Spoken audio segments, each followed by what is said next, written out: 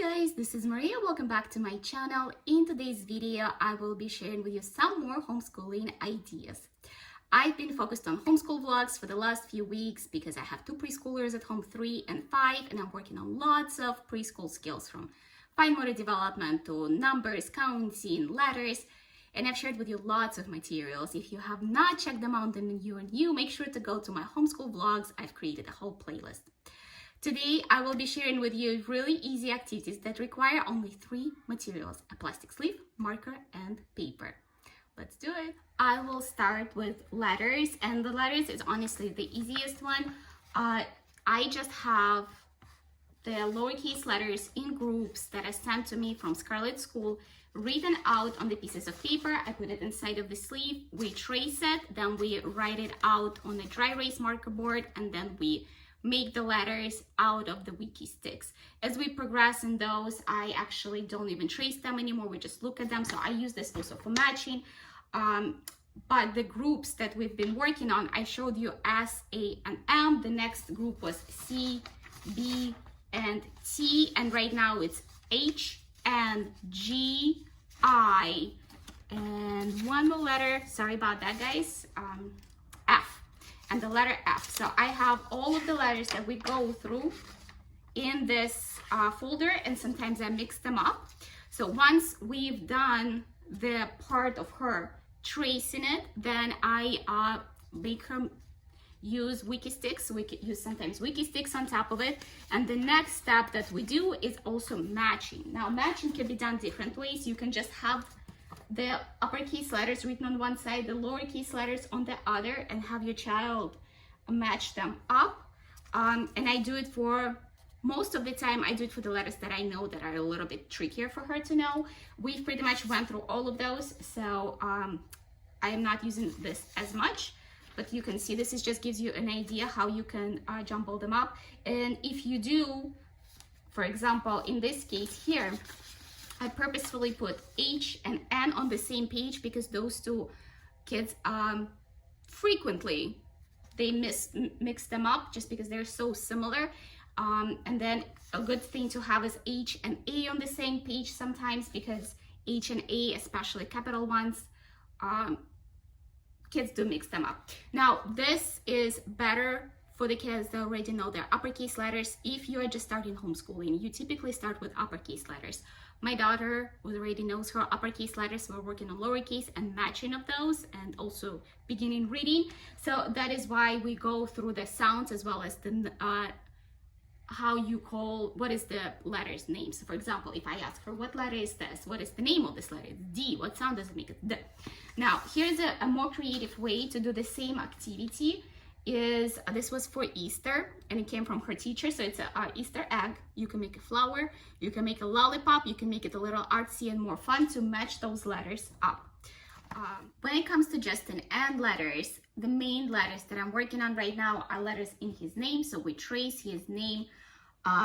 There is different ways you can approach it. A lot of the times you start with all uppercase letters.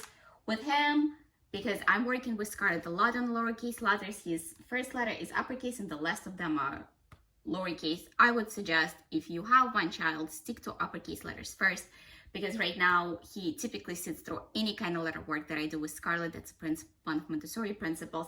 So he kind of gets very wrapped up into lowercase letters. But basically what he does, he traces it, and then we go through each one of his letters. He can spell his name right now, and then I also have him find out all those letters from my movable alphabet.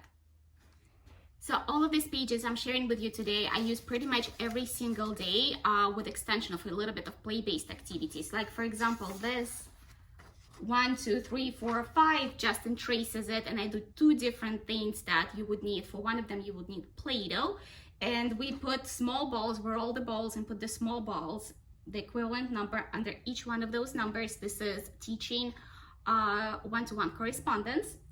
And then I do the same. I have 5, 6, 7, 8, and 9. With Scarlett, all I'm working on is her differentiating 6 and 9. We kind of confuse those two, which is very typical for young children because they're so similar. Now, another activity you can do is this matching. This is a little bit more complex, and for younger children that are like 2.5, this might be difficult just because there is several things that are going on. First of all, you need to know your numbers, then you need to understand the object correspondence. So this is 3, this is 1, this is 2.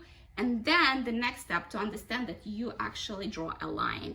Some children at about between 2 and 3 can have trouble with midline crossings. That is extremely good activity for kids that cannot draw a consistent line from one side to another.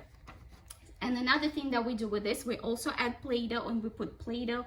The reason I do Play-Doh because we used our fingers to make balls, and it strengthens the fingers for writing, for developing of the pencil grasp, and just like the muscle strength in your fingers. And then I have 1 through 5 as well. This one we just match up. Again, this I would start honestly with maybe like 1 and 2 to begin with, and put in the Play-Doh numbers, and then you progressively build up. Now, one more extension that I use with all of my tracing work in the plastic sleeve is this tray that I created a while ago. It's beads and colored quinoa. You can use salt, sand, flour, pretty much many materials that will create friction, and you are able to practice the writing. So a lot of the times when we trace it on the plastic sleeve, we also trace it in here. Here's another set of papers that I use. This is for 3-dimensional shapes, and we go through cube. So it has the shape, which we trace the shape. Then we trace the name of the object, and we go through the letters to memorize what they're called. And then we also discuss, okay, cube, what does the cube looks like? And we find the cube in our playroom, could be a block. And then we discuss that the cube has squares on each side. Then we have rectangular prism. What's the difference between rectangular prism and a cube? Cylinder. Any of your block sets will have a cylinder because it's a column. We have a sphere, which is a ball. And again, tracing the name of the object. Pyramid and a cone. This is like one of the funnest ones because the cone has a circle at the bottom, and the pyramid has a square at the bottom. So this too you can actually introduce to even younger children if you're working with them. All right, and the last activity that is great for young children is pattern making. This is just an idea for you. You make balls in different patterns, and then you leave a few empty.